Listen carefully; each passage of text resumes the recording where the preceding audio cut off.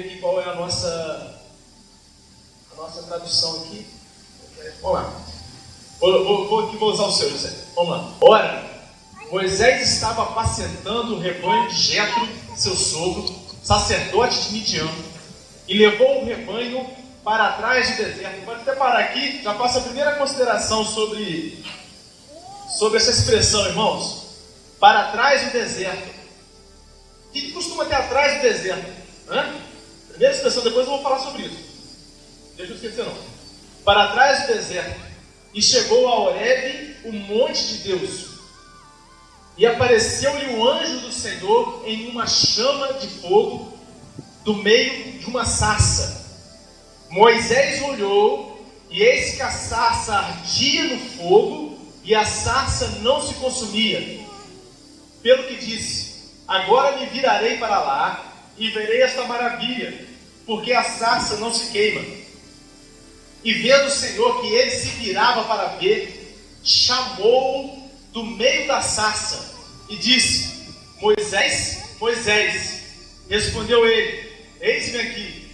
Prosseguiu Deus: não te chegues para cá, tire os sapatos dos pés, porque o lugar em que tu estás é terra santa.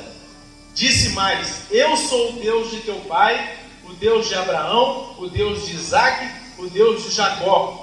E Moisés escondeu o rosto, porque temeu olhar para Deus. Amém? Feche seus olhos mais uma vez. Espírito Santo de Deus, nos colocamos em tua presença nesse momento maravilhoso, do manjar celestial. Nos abençoa, Deus, fala conosco, em nome de Jesus. Amém. Irmãos, as lições da enigmática sacerdente. Se você conhece a história de Moisés, e eu já falo de plano, que é uma história bem conhecida, você sabe que Moisés ele estava apacentando o rebanho das ovelhas, que era dele ou do sogro dele. Ele passou a morar com o seu sogro, era muito comum isso naquele tempo. A esse tempo que nós chamamos na Bíblia de era patriarcal, onde havia os clãs, eles se reuniam. Havia um pai, esse pai gerava os filhos, que geravam os netos, geravam os bisnetos. A gente tem que lembrar da longevidade deles, embora não fosse mais aquela longevidade da época de Adão até Noé, ainda era uma longevidade bem considerável. As pessoas estavam vivendo ainda um tempo bem razoável aqui. Então era comum uma família. Lembrando, irmãos, que até o século passado, é só você comparar as famílias do século com o século passado. O século passado é 1800, não, 1900, né? Já virou para 2000. Do século passado, olha a família dos nossos avós, a quantidade de irmãos nas comunidades rurais que dominaram até o século passado, até o início do século passado, isso desde o início, era muito comum 9 irmãos, 10 irmãos nos filhos. Então, se formavam verdadeiros clãs. Então, era muito comum um patriarca, a sua família, chegar a passar de 50 pessoas. Hoje a gente faz reunião de família e quando dá 10 é muito, né? Porque os casais que tem agora no Brasil 2, no máximo 3 filhos, na Europa 1 filho, alguns casais têm filhos, a maioria já tem 0,8, né, que o filho sai pela metade, mas tem como ter casal que não tem filho, então a média de filho já está em menos em alguns países da Europa. Mas naquele tempo, como durou até agora há pouco, as famílias eram grandes e numerosas. Moisés começa quando ele chega em Midian, você se recorda comigo, ele estava foragido do Egito, porque ele havia matado um egípcio lá, para defender um escravo judeu que estava sendo maltratado pelo seu feitor egípcio, e ele acaba matando ele num exercício de auto-vingança, sua própria tutela ali, estava se tutelando, e ele acaba vingando ou fazendo justiça com as próprias mãos. Mata aquele egípcio, foge, porque Faraó determina a morte dele, a pena de morte. Ele foge e ele encontra a família de Jetro. Ele está, irmãos, o tempo passa. A gente sabe que Moisés ele sai do Egito com 40 anos. Moisés era hebreu, a gente sabe a história de Moisés, que significa tirado. A história que ele foi colocado naquela cesta betumada, foi colocado no rio Nilo, e onde a filha de Faraó encontra pega para criar aquela criança, ou adota, e ainda coloca como babá a própria mãe de Moisés, e ele é criado no palácio de Faraó, como uma espécie de neto de Faraó, filho da filha de Faraó, a palavra diz assim. Então ele cresce no palácio, ele cresce com toda a instrução, com toda a direção do Egito. Quando ele mata esse egípcio, ele não resolve pagar a pena dele, que era a pena de morte, a pena complicada, ele foge, e ele se encontra com essa família em Midian. Midian já ficava no deserto além do Egito. Ficava numa região afastada do Egito, no meio do deserto árido. E o sogro dele é chamado de sacerdote. Porque, irmãos, a gente não sabe muito bem, a Bíblia não traz muitos detalhes sobre isso, sobre que tipo de sacerdócio Jetro fazia, o sogro dele. Mas ele era um grande líder daquela região tribal. E Moisés é incorporado à família de Jetro, conforme era a característica do regime patriarcal, e ele passa a trabalhar na família, cuidando dos rebanhos. E quanto tempo ele fica no deserto? Até esse dia? Oi? 40 anos. 40 anos. Ele ficou 40 anos no Egito, e ele já estava 40 anos em Midian, nessa terra desértica, tomando conta das coisas do sogro, ajudando o sogro. Até que um dia, ele pastoreando, e aí eu pedi, foi vai lá, mesmo. Isso. Olha só que interessante.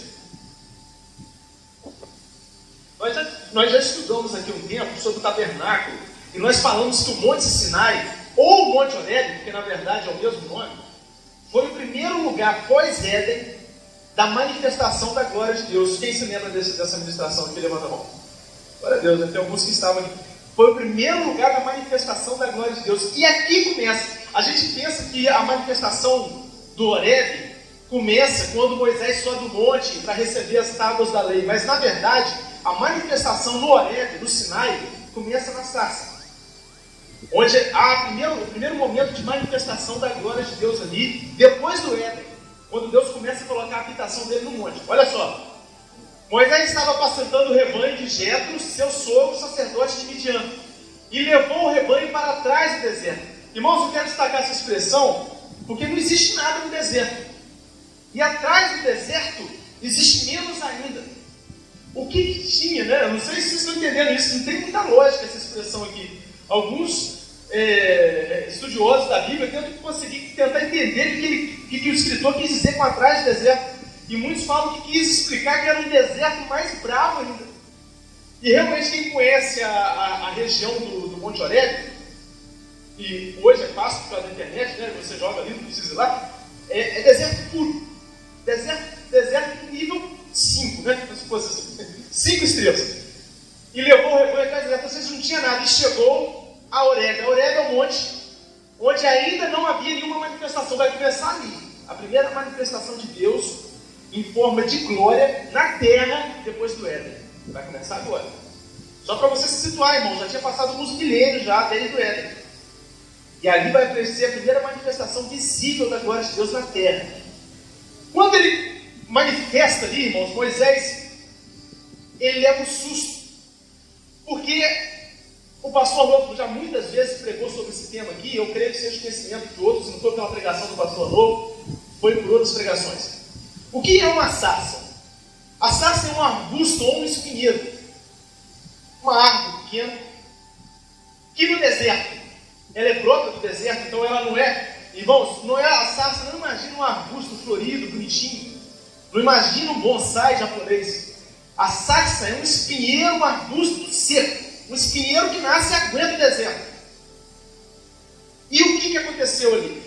Aquela sarça estava pegando fogo. Nós sabemos aqui que é comum pegar fogo espontâneo em regiões climáticas muito secas. Nós, muito tempo atrás, eu e minha mãe estavam aqui, a gente passou não sei nem se lembra, a gente passou no Paraná, num parque nacional que tem no meio do Paraná, e lá tinha aviso para tudo que é lado. Pelo amor de Deus, não jogue copo no chão, não jogue lata no chão, não jogue nada no chão, porque estava tendo um incêndio atrás do outro naquele parque por causa da seca. E se você jogasse um simples vidro no chão, aquilo fazia pegar fogo em toda a região por causa do calor, por causa da quantidade de material orgânico seco. Então não é estranho pegar fogo em arbustos, ter uma combustão espontânea em qualquer arbusto, qualquer sarça no deserto, onde o clima muitas vezes ultrapassa 50 graus, com sensação térmica até de 60 graus. Não é incomum que isso aconteça em locais extremamente áridos. Qual era o diferencial daquela sarça, irmãos? O que acontecia com ela? Ela não se consumia. Irmãos, uma coisa é o fogo pegar, você vai... Quem já fez um bom churrasco, ele sabe disso, vai acabando o carvão, né? O fogo vai consumindo porque ele usa o elemento orgânico de combustão, como elemento que vai ser transformado em calor, e vai destruindo. Aquela sarça, ela pegava um fogo e ela se mantinha intacta. Ora, Moisés, já tendo visto aquela cena de uma sarça pegando fogo 1 milhão de vezes naqueles 40 anos de deserto, quando ele bate o olho naquela sarça, ele sabe que aquela sarça é diferente. Aquilo foi um atrativo, aquilo foi um chamariz, aquilo chamou a atenção de Moisés imediatamente. Agora preste atenção no texto, irmãos, porque ele olha para a sarça, e olha que interessante como é que a palavra ressalta esse momento. Olha só, versículo 2. E apareceu um anjo do Senhor em uma chama de fogo no meio de uma sarça. Deixa eu falar com você. A Bíblia fala que apareceu um anjo do Senhor, não um anjo, mas o anjo do Senhor, no meio da sarça. Quando essa manifestação acontece no Velho Testamento, é o próprio Deus manifestando ali. Alguns afirmam que é a figura de Cristo. E Deus falando ali no meio da sarça, você não pense que tinha um anjo desenhado na sarça ali, não. Isso já é a visão bíblica. É o escritor já falando quem estava manifestando na sarça. Mas eu quero que você pegue agora o ponto de vista de Moisés. Apareceu um anjo do Senhor no meio da sarça. Agora vamos ver o que Moisés viu para chegar a essa conclusão aqui. Moisés olhou e eis que a sarça ardia no fogo e a sarça não se consumia. Moisés viu a primeira vez, irmãos, ele olhou para a sarça e falou: opa, que sarça diferente é essa? Porque o fogo não está queimando ela, não está consumindo. Vira. Pelo que Moisés disse: agora me virarei para olhar para lá e verei esta maravilha. Irmãos, versículo, pode ir para o 4, Jessé. E vendo o Senhor que ele se virava para ver. Deixa eu te falar uma coisa. Aqui tem um detalhe muito interessante. Ele já não tinha visto. Ele já não tinha visto que a sarça não estava consumindo. Então por que ele estava se virando para olhar? Aqui começam nossas enigmáticas descrições e mistérios da sarça terra. Porque na verdade, irmãos, ele olhou a primeira vez para a sarça. E ele foi capturado a atenção dele. A Bíblia fez uma distinção ali entre o olhar para um atrativo, para um segundo momento que seria um foco para observar um fenômeno. Não sei se você está entendendo. Você está vendo na rua e vê uma coisa curiosa acontecendo ali. De repente você vê lá uma placa, alguma coisa, aquilo ali. Aí depois você para, se for uma placa que te chamou atenção, você vai parar para lê-la. Eu não é? Agora se for letra, tá. A Bíblia está destacando o momento onde a sarça chamou a atenção. E na hora que ele passa a olhar para a sarça agora para ver aquela maravilha. Em outras versões, por causa daquela visão. Porque ele começou a perceber que havia algo sobrenatural. Aí ele coloca o foco. Na hora que ele coloca o foco, irmão, na sarça, e ele se virava para ver. Na hora que ele coloca o foco para tentar entender o que está acontecendo, chamou do meio da sarça e lhe disse: Moisés, Moisés. Na hora que ele coloca o foco, Deus fala com ele. Amém? Calma, as sessões ainda não começaram. Deus fala com ele na hora que ele fixa o olhar dentro da sarça para ver o que estava acontecendo. Em seguida, pode virar o versículo desse. Em seguida, prosseguiu Deus: não te chegues para cá, tira os sapatos dos teus pés, porque o lugar onde tu estás é terra santa. Irmãos, a gente não sabe se aquilo era uma caverna dentro do monte, se era um canto, se era um topo do monte, era na região do monte. Mas o que acontece?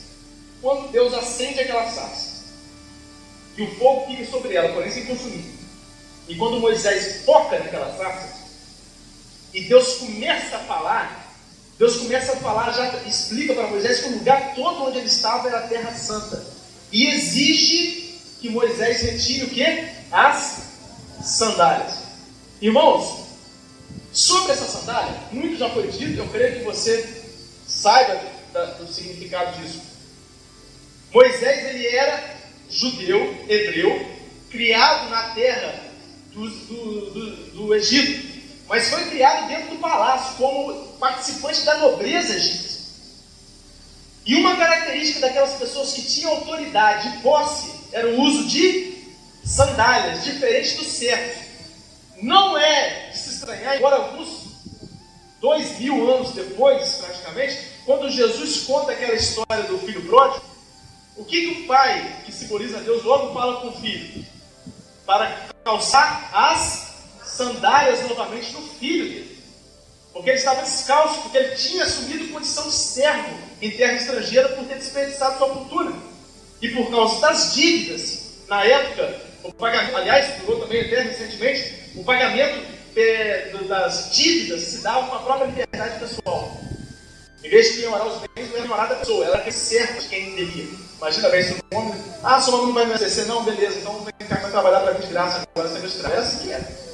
E as pessoas levavam as outras, e isso durou até a Idade Moderna. Agora é interessante. Filho pródigo, ele estava descalço. Moisés estava calçado. Filho pródigo, quando restituiu-se a condição de filho, ele foi calçado. Sinônimo de autoridade de quem tem posse. Irmãos, Moisés estava com aquela sandália, irmãos, eu não acredito que aquela sandália ele tenha feito só porque o chão era quente. Ele estava calçado com aquela sandália porque aquilo simbolizava para ele a única coisa que ele ainda tinha vestido na vida dele. Ele ainda guardava quem ele era com aquela sandália. E aquilo dava para ele o sinal que lá no fundo, ele ainda era alguém na sociedade. Quando Deus começa a falar com ele, o que Deus manda ele tirar? A sandália, porque ele estava diante da autoridade, das autoridades, amém? O Rei dos Reis, Deus Todo-Poderoso, Senhor Soberano. E ele manda tirar a sandália, porque a terra onde tu estás é santa, ou seja, agora você está diante do Santo de Israel. Então ele tira imediatamente a sandália, a única coisa que dele sobrava. E ele se prostra ali, Deus começa a falar com ele, Deus se revela a ele. A gente vê isso no versículo 6, olha só. Eu sou o Deus de teu pai, o Deus de Abraão, o Deus de Isaac, o Deus de Jacó. Irmãos, a nação de Israel havia passado 400 anos desde a morte de Jacó. 400 anos. Estava feita escrava no Egito.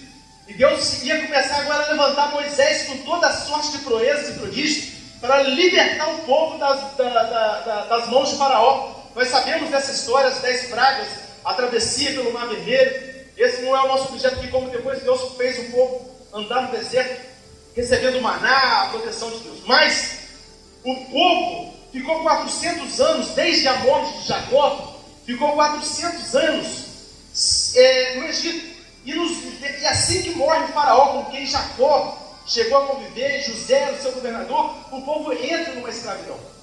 Foram 400 anos de clamor, 400 anos onde o povo, na maior parte deste tempo, ficou debaixo de escravidão e clamando ao Senhor. E diz a palavra nos versículos anteriores que esse clamor chegou aos céus. E aí Deus ia levantar um libertador. E Moisés seria esse libertador, amém, irmãos? Então Deus se revela a Moisés neste momento no meio da sarça. Eu sou o Deus do teu pai. Eu sou o Deus que vocês ouvem falar durante esses 400 anos. O Deus de Abraão, o Deus de Isaac, o Deus de Jacó. Eu sou o que sou. Ele termina essa história falando: eu sou Yahvé, Jeová. Mostrando e se revelando a Moisés. Irmãos, a primeira lição que eu queria trazer para nós aqui. E já está lá no versículo, pode voltar para o versículo 2, Jessé? Olha só que interessante. Eis que a sarça ardia no fogo e a sarça não se consumia. A primeira coisa, e é uma lição, eu vou chamar de lição preliminar, é que muitas vezes Deus usa uma sarça ardente para nos levar para perto dele. Irmãos, Deus usa uma sarça, um chamariz, um atrativo para alcançar pessoas. A gente tem que ter essa compreensão espiritual. O que Deus usou ali para Moisés? Algo que estava no dia a dia dele, algo que era comum no deserto. Mas tinha um detalhe: o fogo estava sobre aquela sarça e aquela sarça não era consumida. Deus usou um elemento sobrenatural no meio do dia a dia de Moisés. Estão compreendendo isso? Quando Deus muitas vezes usa esse mesmo recurso, pode ter usado por você, pode ter usado comigo, pode usar com seus parentes, para trazer para perto. Deus usa muitas vezes, irmãos. Quantas vezes você não percebe que aquela pessoa fala assim: eu vim para a igreja porque o louvor era muito bom. Eu vim para a igreja porque a minha namorada me chamou. E até a namorada pode ser um sacerdote nesse ponto. Eu vim para a igreja porque estava precisando de uma resposta por causa de uma situação difícil. A gente já viu aquela expressão: se não vem pelo amor, vem pelo amor. Eu vim para a igreja porque eu precisava de uma cura. Deus usa situações do dia a dia como chamariz. Jesus muitas vezes fez isso. Ele anunciava o reino de Deus, mas ele curava os enfermos e expulsava os demônios, multiplicava os pães, os peixes. Deus usava o chamariz do atrativo. A gente não pode confundir uma coisa com outra. A gente tem que saber o que na obra de Deus é o chamariz, é o atrativo, e aquilo que é a essência e a pessoa de Deus. Amém? Irmãos, sabe por quê? Muitos vieram para a igreja por causa do chamariz. Minha família toda eu vim por causa do meu marido, eu vim por causa da minha namorada, eu vim porque eu estava precisando de uma bênção. Viu o chamariz. Moisés viu a sarça, mas não pode parar nesse ponto, porque depois do atrativo e do chamariz tem que haver a revelação de Deus. Amém, irmão? Aquela pessoa que vem para a igreja muitas vezes por 1001 motivos. Um grupo de comunhão, uma igreja, não importa o que seja. No meio daquilo ali, ela tem que conseguir colocar o foco na sarça. Não apenas vislumbrar de longe, mas olhar para dentro dela. Porque Deus vai se revelar, amém, irmãos? Irmãos, eu vi isso Deus fazendo na minha vida, não somente um dia que eu me aproximei de Cristo, mas eu percebo Deus fazendo isso, Ele trabalhando no nosso dia a dia. As circunstâncias que parecem comuns, e Deus querendo falar alguma coisa, você percebe que tem um toque. Eu não sei se você está compreendendo isso, mas tem um toque do sobrenatural de Deus no meio do seu dia a dia comum. Irmãos, uma sarça pegar fogo não é nada mais comum, mas ela não se consumir é o toque do sobrenatural de Deus. Amém? Estão compreendendo? Às vezes Deus, no meio do nosso dia a dia, coloca situações, circunstâncias, pessoas que você percebe claramente que é o toque do sobrenatural de Deus. Quando isso acontecer, irmãos, mire no Senhor, porque Ele quer falar com você. É ou não é o que aconteceu? Olha o versículo 3. Não foi o que aconteceu. Versículo 4, desculpa, e vendo o Senhor que se virava para ver, chamou do meio da sarça. Quando você dá atenção a esse pequeno chamariz, esse atrativo que Deus está colocando na sua vida, para falar com o Senhor, Deus vai te dar ensinamentos e lições. Amém? Amém? Todo mundo compreendeu isso? Mas eu quero aprofundar um pouco mais sobre essa sarça. Qual é o efeito sobrenatural dela? Ela não se consumia, mas não tinha nada mais. O mistério, o majestoso, o milagre sobrenatural estava no fato dela não se consumir, mas ela era literalmente um espinheiro seco. Está vendo o fogo? A diferença é que o galho não quebrava e começava a sumir. O galho permanecia do mesmo jeito. Essa é a verdadeira sarça ardente. Tudo que você pensou em sarça ardente, se não for isso aqui, está errado. Sarça ardente é isso aí, ó. Tem um arbusto seco aqui perto, tá vendo? Está conseguindo ver aqui? Levanta a mão, dá um joia. Está vendo aí? Beleza. É igualzinho. Aquela ali não está pegando fogo. A sarça ardente é isso. Amém, irmãos? Pode tirar a imagem. Irmãos, existe mais por trás dessa sarça. Se você for ver na Bíblia, quando a gente estuda sobre simbologia e tipologia bíblica,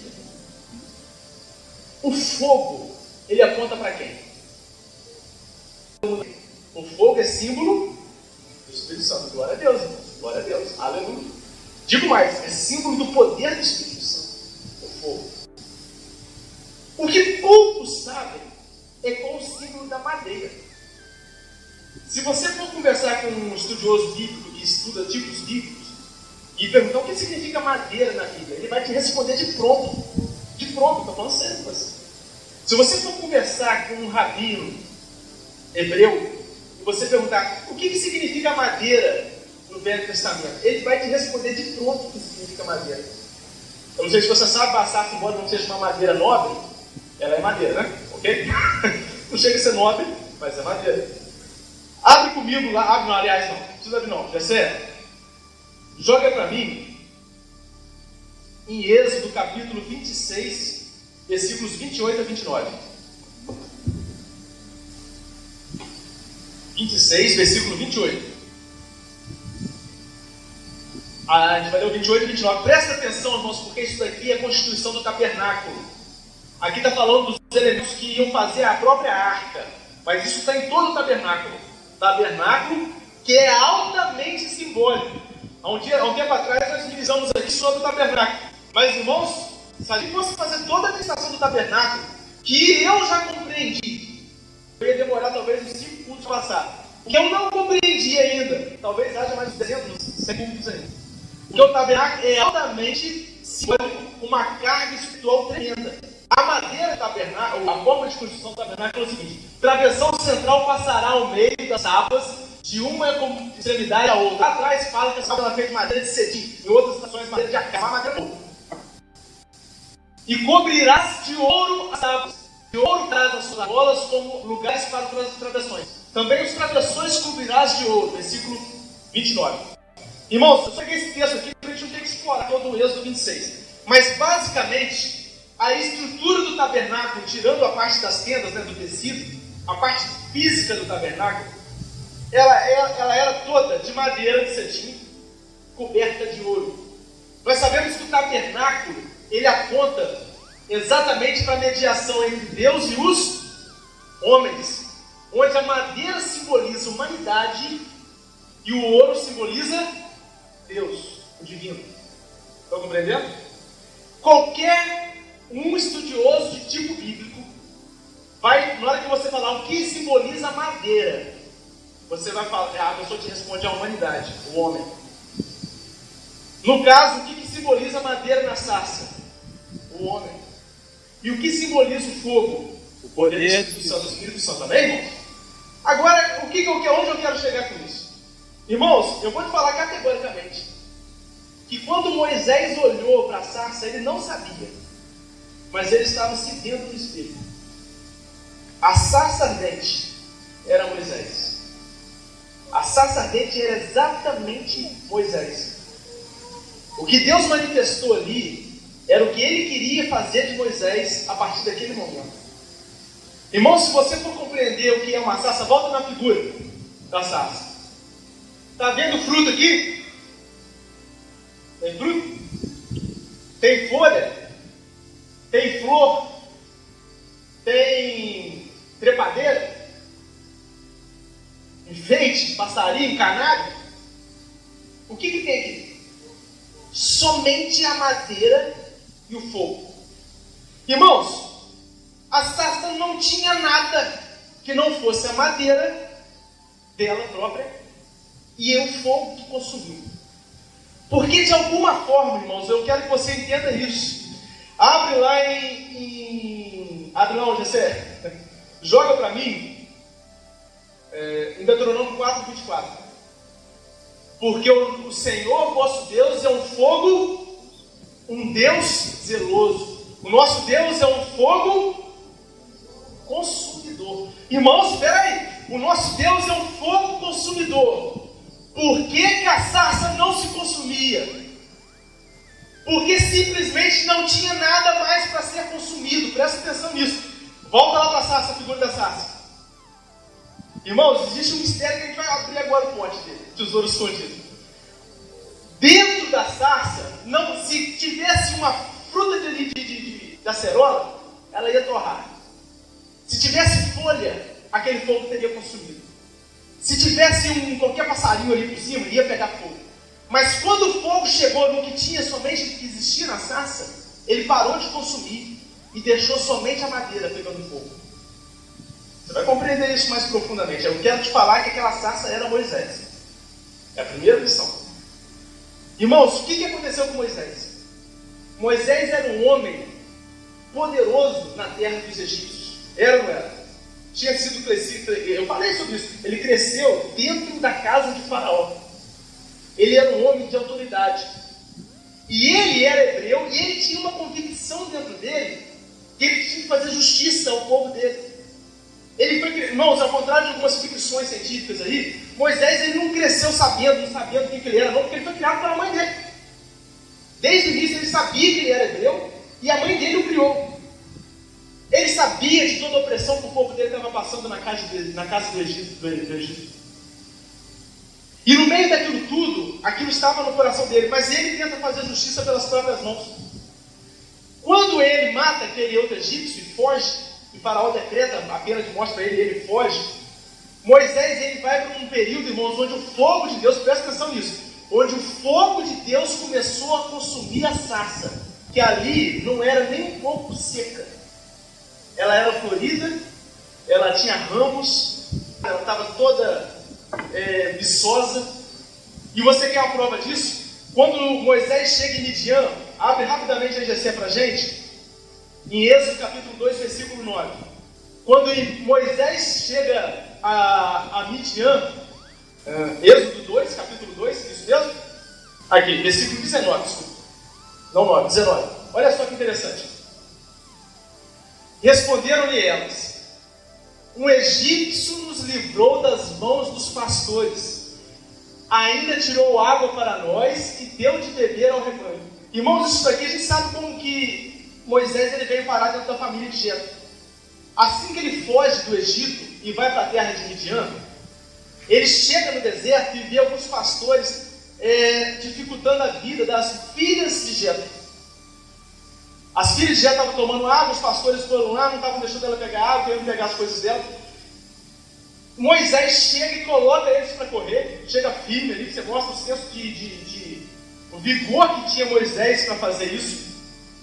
E ele começa a fazer justiça ali e tirar as pessoas ali. Quando eles chegam para contar a história em casa, as filhas de Moisés, de Jetro, chegam para Jetro e falam o seguinte: quando a gente estava lá, um egípcio, eu queria destacar esse ponto ali, irmãos. Um egípcio.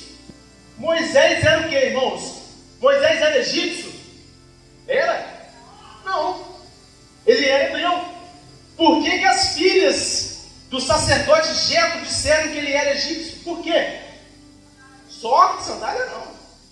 Barba, roupa, maquiagem, sandália, estilo das roupas, as vestes, e eu vou te dizer mais, o olhar. O povo do Egito era o povo com o maior poderio daquela época. Quando aquele povo andava perto das nações vizinhas, eles olhavam do alto para baixo. A nação do Egito, até por causa de José, tinha se tornado uma grande potência. Moisés, ele não era somente um cidadão egípcio. Ele tinha acabado de fugir, mas ele ainda trazia toda a aparência de um nobre egípcio. Por isso que as filhas de Jetro, quando chegaram lá, falaram: um egípcio nos livrou. Olha que interessante, que detalhe aqui. Irmãos, 40 anos se passam naquele deserto. Eu penso que a primeira coisa que caiu ali foi a maquiagem dos egípcios. As pinturas dos egípcios caiu ali. Logo depois, as vestes. Por fim, foi caindo as joias, as argolas. Irmãos, na experiência da sarça, o que ainda tinha? E o que Deus manda tirar? Olha o fogo consumidor. 40 anos, abaixando o olhar dele, do alto, olhando para o alto das pessoas assim, para olhar assim. Você já percebeu que quando Deus começa a falar para Moisés para ir libertar o povo, Moisés começa a falar que ele era gago, Moisés começa a falar que ele não tinha o que fazer, Moisés começa a falar que ele não poderia fazer isso porque ninguém acreditaria. Lembra disso?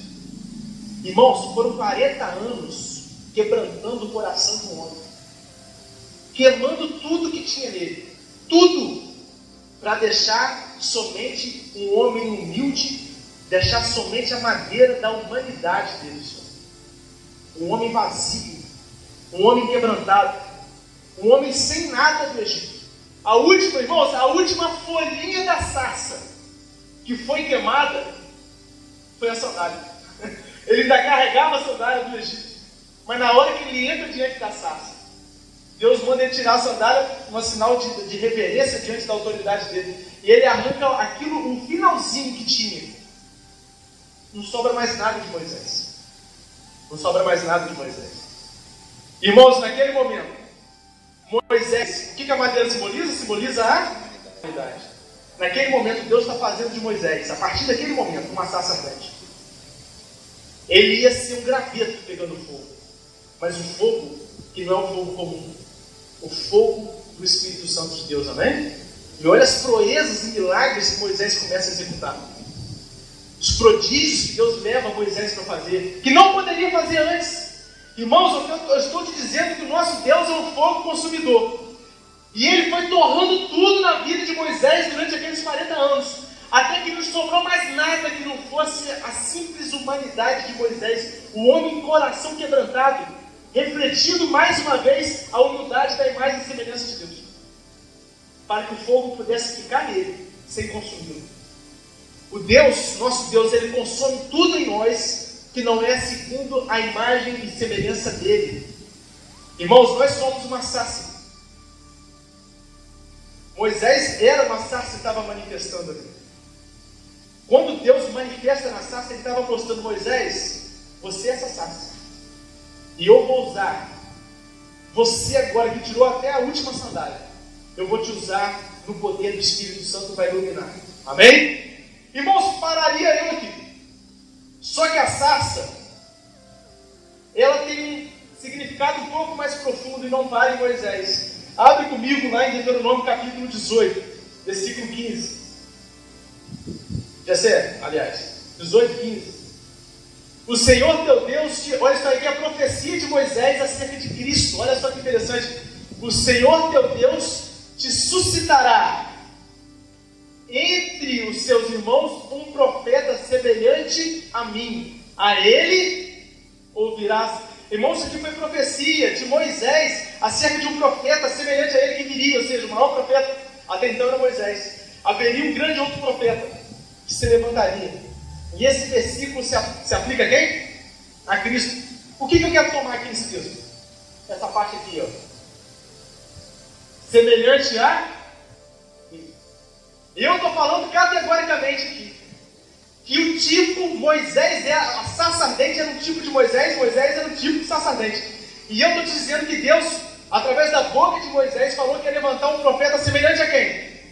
A Moisés. Olha, se todo mundo sabe fazer aquele silogismo, né? É lógico. Se Moisés é igual a sarça, Cristo é igual a Moisés, logo Cristo é igual a sarça. Amém? E será que é? Então vamos lá. A sarça ardente, irmãos. Eu poderia começar falando o seguinte: que o anjo do Senhor bradou do meio da sarça ardente. Eu falei isso no início. E sempre que você vê a expressão no Antigo Testamento, o anjo do Senhor, está se referindo ao próprio Deus. E muitos dizem que é a figura de Cristo. Mas eu quero te dizer que o símbolo da sarça manifesta tremendamente a pessoa de Cristo. E olha que interessante o texto que está em Filipenses capítulo 2, dos 5 a 11. Vê se não aconteceu com Cristo o que aconteceu com Moisés. Afinal de contas, pela profecia, Cristo seria um profeta semelhante a Moisés.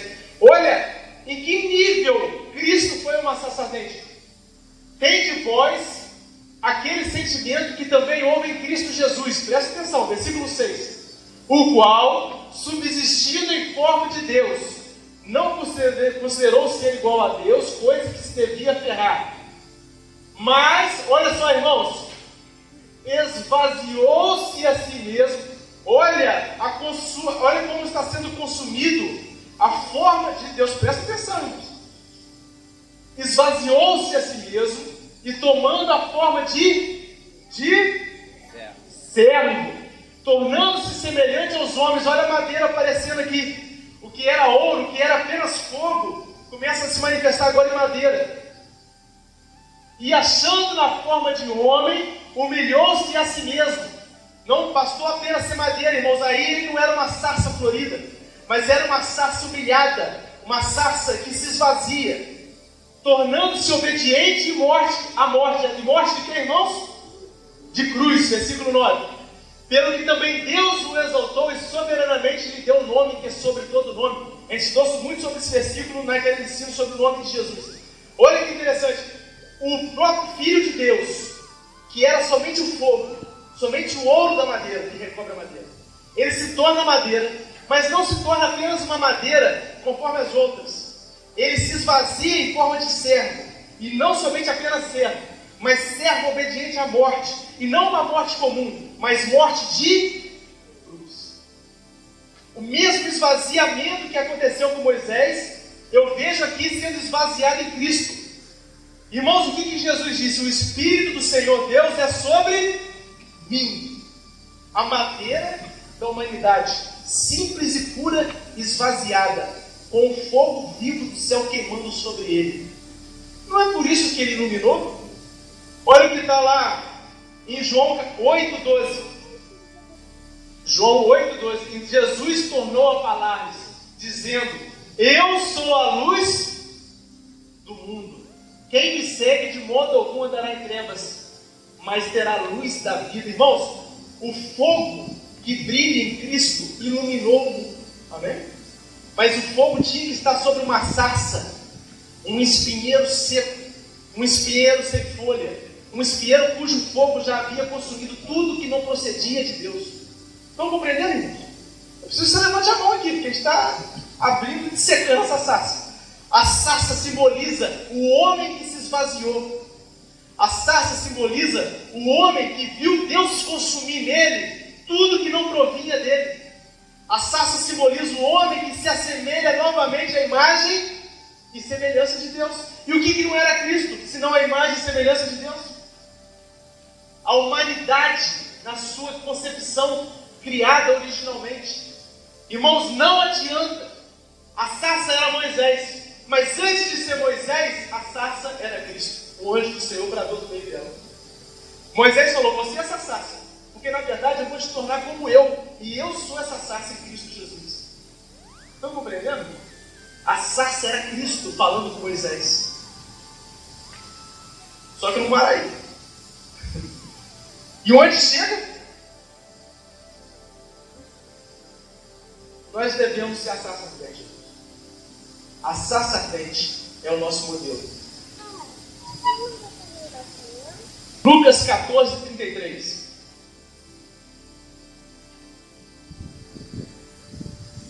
Assim, pois, todo aquele que dentre vós, que não renuncia a tudo quanto possui, não pode ser meu. Irmãos, por que Cristo, assim que te chama, Ele manda você abrir mão de coisas? Por que Cristo, assim que te chama, Ele manda você renunciar? Porque Ele não te quer um arbusto florido e iluminado, todo cheio de florzinha. E aí você tem que entender que tudo que não é madeira foi colocado pelo maligno. Na nossa concepção humana. O pecado, quando entra, ele produz em nós uma distorção da imagem e semelhança de Deus, que seria a madeira pura, a humanidade. A humildade da humanidade, que olha para o seu Criador. Estão compreendendo? Quando Cristo te chama, Ele manda você abrir mão de tudo aquilo que se distancia daquilo que Ele tinha de propósito para você. Por isso Ele manda começar a renunciar, abrir mão, a cortar. Irmãos, o fogo, nosso Deus é fogo consumidor. E quando nós vamos para a presença de Deus, o fogo tem que consumir, irmãos, não adianta. Irmãos, essa mensagem do Evangelho, diferente disso, é uma mensagem de um Evangelho misturado, de um Evangelho anátema, de um Evangelho que Paulo chamou de anátema, que foi modificado, de um Evangelho transgênico, de um Evangelho com DNA alterado. O Evangelho é arrependei-vos e igreja Evangelho. É abrir mão de tudo que você tem. Irmãos, de tudo aquilo que não provém de Deus. O nosso Deus continua sendo fogo consumidor, amém? E se Deus é um fogo consumidor, Ele tem que consumir. Mas o que Ele vai consumir? Tudo? Não. Tudo que não provém dEle. Até ficar somente a madeira que Ele criou. Está compreendendo, irmãos? Deus só vai parar de consumir a nossa vida quando Ele perceber que ficou somente a imagem e semelhança dEle que Ele criou em você. A sarça só para de se consumir quando fica só a madeira. Enquanto tiver folha, fruto, flor, efeito, passarinho, o fogo vai torrando. enquanto tiver, irmãos, cobiça no nosso coração, ganância, adultério, egoísmo, idolatria, todo tipo de pensamento ruim, de sentimento ruim, de pecado, de laço, de alianças malignas, enquanto tudo isso estiver dentro do nosso coração, para nós o nosso Deus será um fogo consumidor, e Ele vai querer consumir, porque Ele é assim, Ele vai atear fogo, e se tiver alguma coisa que não provém dele, tem que queimar. Toda rebeldia, tudo que Satanás semeou no meio da obra de Deus. Estão compreendendo? Amém? Que hora que o fogo vai parar de consumir? Vai parar de consumir quando a gente renunciar a tudo aquilo que a gente tem. Quando a gente abrir mão das coisas e começar a andar dia após dia em submissão somente ao Senhor, tal como uma sarça, o fogo vai parar de consumir e vai ficar forte em nós. Irmãos, presta atenção numa coisa. Enquanto o fogo não parar de consumir, a sarça não chama a atenção de ninguém. Se Moisés tivesse visto uma sarça, um arbustinho com a folhinha pegando fogo e a folhinha queimando, ele ia parar para ver alguma coisa? Enquanto a sarça estiver pegando fogo e consumindo, ela é comum. Mas o sobrenatural, o chamariz que Deus quer fazer de mim e de você, ele vai acontecer quando a sarça pegar fogo e não consumir mais diante dos homens. Aí, irmãos, vira uma tocha que se encandece sobrenaturalmente e que chama a atenção das pessoas, porque é sobrenatural. Irmãos, eu quero te dizer que Deus quer que nós cheguemos num estágio de sacerdente a ponto de nós sermos o sobrenatural que chama a atenção desse mundo. Estão compreendendo, irmãos? Amém? É ou não é o que está escrito em Filipenses 2,15? Para que vos torneis irrepreensíveis. Olha aqui, ó, a sarça que só tem a madeira, o resto tudo consumido. Irrepreensíveis e sinceros. Olha, sem cera, sem maquiagem, sem acréscimo. Filhos de Deus, imaculados, no meio de uma geração corrupta e perversa, entre a qual resplandeceis como luminares, em outros textos, como astros no mundo. Olha o fogo queimando em nós. Não é à toa que Jesus disse lá em Mateus 5, vós sois luz do mundo.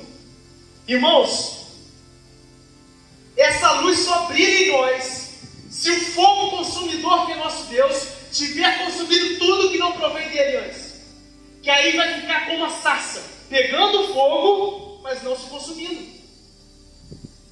Está compreendendo esse sobrenatural da sarça? Porque se a sarça pega fogo e se consome, não chama a atenção de ninguém. Se a sarça pega fogo e se consome, ela é da mesma geração corrupta e perversa do mundo. Mas depois que o fogo do Espírito Santo, o fogo purificador, vem sobre nós, nos convence do pecado, da justiça e do juízo, e nós vamos quebrantando, e vamos rompendo, e vamos renunciando tudo que nós temos, tudo que nos distancia de Deus, tudo que não provém de Deus, e ficar somente a nossa humanidade e humildade, a tocha de Deus acende sobre nós, irmãos. E aonde a gente anda, a gente pode andar com o fogo de Deus iluminando. É isso aí, irmãos, olha aí. Não basta, irmãos, eu sou a luz do mundo, cheio de folhas, cheio de acréscimo. Só a madeira tem que ficar. Estão compreendendo, irmãos? Até a sandália tem que sair. Tudo do Egito. O Egito simboliza exatamente o mundo. Tudo que o mundo colocou em Moisés tinha que ser retirado. A última coisa foi a sandália e foi retirado. Tem que tirar tudo que o mundo tenta colocar em nós. Tudo. Aí você vai andar iluminando como uma tocha, uma sarça no meio do mundo. Irmãos, olha que está lá em Salmo 104:4. Estamos terminando. Salmo 104:4. Falando que Deus faz dos seus ventos, dos ventos teus mensageiros, e faz do fogo abrasador os teus ministros. Irmãos, profeticamente, em outras traduções estão lá, faz os teus ministros labaredas de fogo. O jeito quer ser fogo puro, né? E fogo puro, irmãos, não é ter o reteté. Fogo puro é quando você anda em fogo. O poder do Espírito Santo está sobre você, mas não para te causar dano, mas para iluminar. Porque você já foi consumido. Isso faz brilhar diante dos homens, amém? Irmãos, abre lá, você joga lá para a gente, lá em Atos capítulo 2. Olha o versículo, do versículo 1 ao versículo 4. Se isso não é uma sarça, irmãos, pegando fogo, eu não sei o que é. Ao cumprir-se o dia de Pentecostes, estavam todos reunidos no mesmo lugar. Versículo 2. De repente veio do céu um ruído, como que de um vento veemente e impetuoso, e encheu toda a casa que estavam sentados. Versículo 3. E apareceu-lhes umas línguas como que de fogo, que se distribuíram, e sobre cada um deles, sobre cada um deles pousou uma. Versículo 4. E todos ficaram cheios do Espírito Santo, e começaram a falar em outras línguas, conforme o Espírito Santo lhes concedia que falasse. Irmãos, está claro isso. O Espírito Santo se manifestando como fogo, pousando sobre cada um deles. Línguas, irmãos, é a palavra para significar labareda, que está lá em Salmo 104:4. Labareda de fogo apareceu no lugar onde eles estavam, e as labaredas foram descendo sobre a vida de cada um. E na hora que as labaredas tocavam a vida de cada um, essas pessoas foram queimadas, irmãos. Ué, por que não se queimaram? Jesus tinha dito há pouco tempo antes: vocês já estão limpos por causa da minha palavra. Jesus, durante 3 anos, tinha preparado os discípulos. Jesus tinha já soprado o Espírito sobre o coração deles. Jesus tinha podado aquela sarça todinha, só tinha ficado a madeira. E agora ele jogou fogo nela. Estão compreendendo, irmãos, com a sarça? E o fogo ateou e não consumiu ninguém. Irmãos, se a labareda de fogo caísse de mim, vai ficar... Não é espiritual, não, todo mundo viu a labareda. Mas na hora que aquele fogo atingiu cada um deles, que só tinha madeira, porque Jesus já tinha feito o trabalho do convencimento, da libertação, do arrependimento. Aqueles homens se incendiaram e passaram a acessar essa vez. Eu não é, irmãos? O que aconteceu com o apóstolo Pedro? Ele passava e as pessoas colocavam enfermos porque a sombra dele curaria o enfermo. O que aconteceu com o apóstolo Paulo? Pegavam roupas dele, que eles trabalhavam fazendo couro, fazendo tendas, cortando couro, e levavam, jogavam sobre as pessoas, e as pessoas eram curadas, porque o sobrenatural andava sobre eles. Há pouco tempo morreu um francês que foi conhecido como Mr. Pentecostes. Diz a palavra, irmãos, diz algumas pessoas, ele foi século passado, que as pessoas, só de ficar perto dele, as pessoas ficavam enfraquecidas, de tamanho era a unção sobre a vida de homem. Ele fez um reavivamento enorme na Europa sobre o mover do Espírito Santo. E só de você ficar perto daquele homem, você saía debilitado por causa da poder de Deus que manifestava nele. Se isso não é um fogo queimando numa sarça, então eu não sei o que é. Se isso não é um fogo iluminando o mundo, um astro iluminando o mundo, então eu não sei o que é. Mas isso só vai acontecer quando o fogo consumidor consumir aquilo que não provém de Deus, irmãos. Amém? Amém, irmãos? Quando compreendemos o mistério, né, das lições da enigmática sarça ardente, Moisés era a sarça. Cristo era a sarça antes de Moisés. Cristo é a figura da sarça. Mas eu e você devemos ser a sarça. Para nós fica o desafio. Moisés já cumpriu o dele, Cristo também, óbvio. Mas para nós fica o desafio, porque o que nós vemos na igreja? Uma igreja que não ilumina, uma igreja que não brilha, uma igreja que o fogo, quando vem para consumir e não para brilhar. Nosso Deus é um fogo consumidor, até que só fique aquilo que é imagem e semelhança dele. Amém, irmãos? Glória a Deus. Vamos ficar de pé, vamos orar ao Senhor. Você que ainda não teve a experiência de ler a Bíblia inteira, aqui na descrição vai encontrar o link de um e-book com dicas de leitura em 1 ano.